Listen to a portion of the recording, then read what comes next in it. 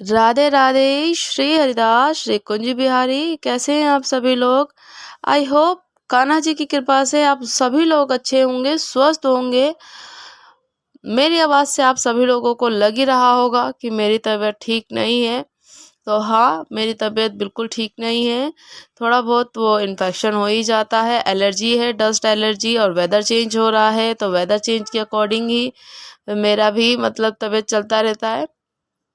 तो अगर मेरी आवाज़ आपको वैसी लग रही है तो उसको इग्नोर करना, और जो चर्चा चलेगी उसको पूर्ण रूप से लास्ट वीडियो एंड तक सुनना, क्योंकि जो चर्चा है वो बहुत ही ज़्यादा महत्वपूर्ण है। कार्तिक मास कब से शुरू है, कब तक है, और दामोदर मास किसे कहते हैं, दामोदर मास में क्या होता है, और तुलसी जी का जो दीपदान है, तुलसी पूजन कैसे करना है, दीपदान कैसे करना है, तो आज हम इसी वीडियो में जानेंगे। तो एंड तक आप लोग ज़रूर सुनिएगा। अगर चैनल को किसी ने सब्सक्राइब नहीं किया है तो चैनल को सब्सक्राइब ज़रूर करिएगा। आइए जानते हैं कि कार्तिक मास कब से शुरू हो रहा है और इस महीने में क्या नियम है। तो कार्तिक मास जो शुरू हो रहा है, अयोध्या के जो प्रसिद्ध हैं ज्योतिषाचार्य पंडित कल्की राम जी बता रहे हैं कि कार्तिक मास की जो शुरुआत है 18 अक्टूबर से हो रही है और इसका समापन जो होगा 15 नवंबर को होगा। और इसी महीने में प्रतिदिन सुबह उठकर पवित्र नदी, तालाब और या फिर घर में आप जैसे नियम होता है, जो हमारा रूटीन है वो रूटीन जो नहाने का है वो करना है। अगर आप नदी में नहीं जा सकते, गंगा जी ने यमुना जी तट पर नहीं जा सकते हैं, घर में यमुना जल हो या गंगा जल हो, उनको आप ज़रूर अपने नहाने के पानी में मिलाएं और उससे स्नान करें। वही एक मास का जो महीने का प्रतिपदा चलेगी कि कार्तिक स्नान होगा, वही करेंगे और 1 महीने तक ये रूटीन होगा। साथ ही साथ में कार्तिक मास का कथा भी बहुत सुंदर है। इसी में ही कहा जाता है कि दामोदर मास क्या है। दामोदर मास कहते हैं जैसे कि कृष्ण पक्ष, जैसे कृष्ण पक्ष कृष्ण जी को जो सबसे ज़्यादा, जैसे वैष्णव संत जो होते हैं, वैष्णव लोग होते हैं, वैष्णव जो कि एक संप्रदाय है, और वैष्णव जो करते हैं, जैसे कि वैष्णव लोगों का सबसे बड़ा एक नियम होता है, 2 नियम होते हैं उनके खासकर से। उन लोगों की इच्छा नहीं होती, वो कंपलसरी वाली बात हो जाती है कि उसमें हमें करना ही करना है। जैसे कि एकादशी, एकादशी का किसी की ये नहीं है, जो वैष्णव संप्रदाय से होते हैं, वैष्णव जन होते हैं, उनको कोई ये नहीं है कि हम ना करें या हम बाद में कर लेंगे। उनके लिए कंपलसरी है कि उनको एकादशी का व्रत करना है। और साथ ही साथ में ये दूसरा जो है कंपलसरी कि कार्तिक मास का दामोदर मास इसीलिए कहा जाता है कि ये वैष्णव संप्रदाय बोलते हैं दामोदर मास। और इसमें बहुत सी कथाएं हैं दामोदर के नाम से, क्योंकि कृष्ण भगवान जी को यशोदा मैया जी ने ओखल से बांध दिया था, ओखली से बांध दिया था, इसी महीने में बांधा था। तो ये सारी कथाएं हम श्रवण करते रहेंगे वीडियो में दिन प्रतिदिन जैसे जैसे आएंगे। तो अभी हम चर्चा कर रहे हैं कि दामोदर मास जैसे वैष्णव संप्रदाय होते हैं उनके लिए कंपलसरी होती है एकादशी, तो दामोदर अब उनके लिए क्या है कि वो 5 दिन पहले से ही वो रूल्स फॉलो करते हैं, वैष्णव संप्रदाय जो वैष्णव जन होते हैं। क्योंकि जो एकादशी हमारी गई है अभी, जो पापम कुसा जो कि 13 तारीख को थी, जो सामान्य लोग करते हैं, वैष्णव संप्रदाय हमेशा जो लास्ट की द्वादश के दिन को फॉलो करते हैं। तो वो 14 तारीख को उन्होंने किया अपना एकादशी का व्रत। जो वैष्णव होते हैं वो नेक्स्ट डे ही अपनी व्रत करते हैं। ऐसा काफ़ी लोग करते हैं और काफ़ी लोग अपना जो 13 तारीख को थी या पहले एक दिन आते हैं वैसे करते हैं। तो मोस्टली खासकर से जो वैष्णव संप्रदाय से होते हैं या वैष्णव जन होते हैं, वो 5 दिन पहले ही रूटीन करते हैं। तो उनके लिए तो दामोदर मास, कार्तिक मास 14 तारीख से ही प्रारंभ हो चुका है। तो वो लोग तो जो कर रहे हैं 5 दिन पहले ही हो जाता है, क्योंकि देखिए 14 तारीख और 18 तारीख को ही है हमारा ये कार्तिक स्नान से शुरू स्टार्ट हो जाएगा। तो कार्तिक स्नान में यही होता है कि ब्रह्म मुहूर्त में आप सुबह उठें, सुबह उठ करके स्नान करना है आपको। अगर आप पवित्र नदी गंगा जी, यमुना जी जा सकते हैं तो वहाँ जाकर स्नान कीजिए।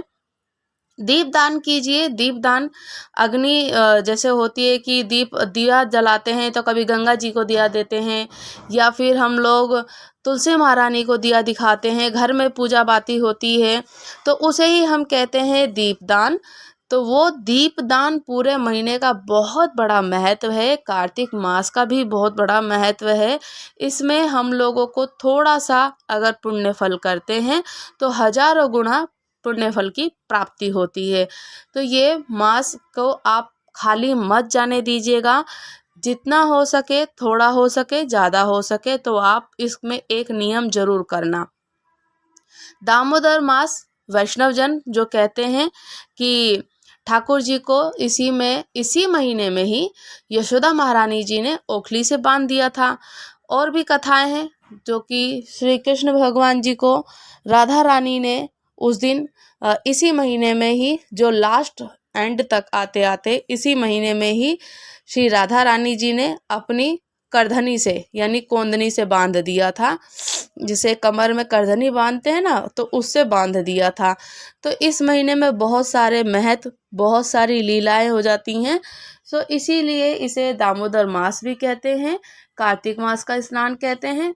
सो आप इस दिन, इस महीने में सुबह उठकर ब्रह्म मुहूर्त में स्नान करें। स्नान करके दीपदान करें, तुलसी जी का पूजन करें, सुबह और शाम ये करें। बाकी आप कोई रूटीन फॉलो करो या ना करो, एक फॉलो तो करना, जिससे कि आपको पुण्य फल की प्राप्ति हो और आपके जो पाप होते हैं हमारे वो नष्ट हो जाते हैं। राधे राधे। राधे राधे नाम का स्मरण करते रहें। दीपदान का, तुलसी जी को शाम को दिया दिखाना है, दिया जलाना है, देसी घी का, तिल का या सरसों का, आप जैसे भी करते हैं, जो आप शुरू से करते आए हैं आप वही करना है आपको।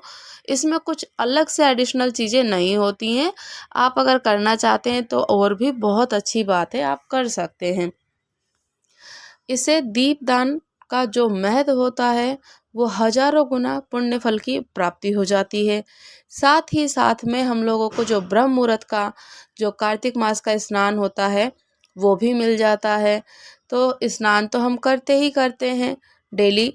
तो इससे बेहतर ये है कि अगर पुण्य फल की प्राप्ति करनी है और अच्छा करना है तो आप सुबह थोड़ा सा जल्दी उठ जाएं।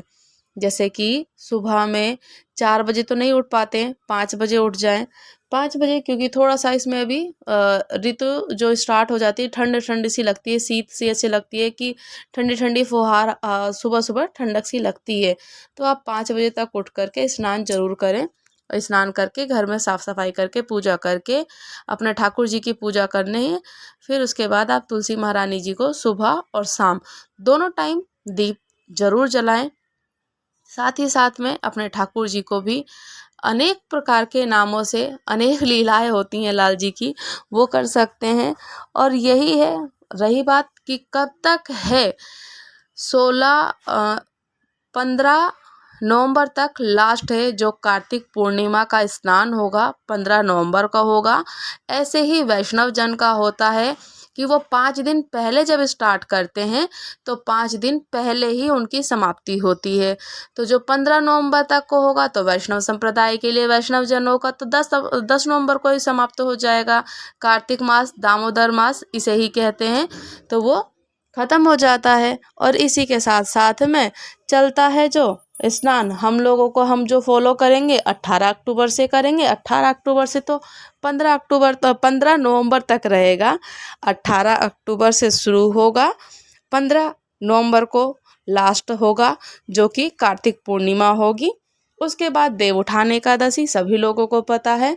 तो ऐसे ही आनंद लें और अच्छा है, दीपदान करें। जो हम रोज़ डेली सुबह शाम हमेशा पूजा नहीं कर पाते हैं, तो एक यही महीना है कि इसी महीने को सबसे बड़ा माना जाता है। इसमें ये भी कहा जाता है कि यही महीना, कार्तिक मास का कार्तिक ही महीना क्यों सबसे बड़ा है, तो इसके पीछे भी एक छोटी सी कथा है। जैसे कि सभी देवी देवताओं में सबसे पहले पूजनीय होते हैं हमारे गणपति बप्पा, गणेश जी। तो वो कहते हैं कि गणेश जी हैं सबसे बड़े पूजनीय। हर चीज़ में सबको एक भगवान में सबसे पहले हमारे हरि विष्णु जी हैं, और महीना में तो सबसे बड़ा ये कार्तिक महीने को महत्व दिया गया है। कार्तिक मास बोलते हैं, कार्तिक महत्व बोलते हैं। तो इसमें करना चाहिए स्नान और दीपदान। दामोदर मास वैष्णव जन बोलते हैं क्योंकि उन्होंने कमर से बांध दिया था उनकी ओखली। दाम को रस्सी बोलते हैं और दर को भगवान जी हैं, तो ऐसे कहकर संबोधित करके उनको दामोदर मास कहा गया है वैष्णव संप्रदाय के अकॉर्डिंग। तो वो बहुत अच्छी लीलाएं करी हैं ठाकुर जी ने। इसी के लिए समाप्त हो जाएगा।